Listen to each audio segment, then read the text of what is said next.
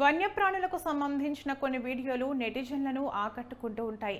అలాంటి అరుదైన దృశ్యాలు మనసుకు ఎంతో ఆనందం కలిగిస్తాయి.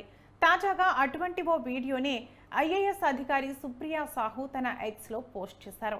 ఆ వీడియోలో నిద్రపోతున్న ఓ గున్న ఏనుగును క్రూర మృగాల బారి నుంచి కాపాడుకునేందుకు మిగతా ఏనుగులు చేసిన ఓ ప్రయత్నం ఆకట్టుకుంటోంది.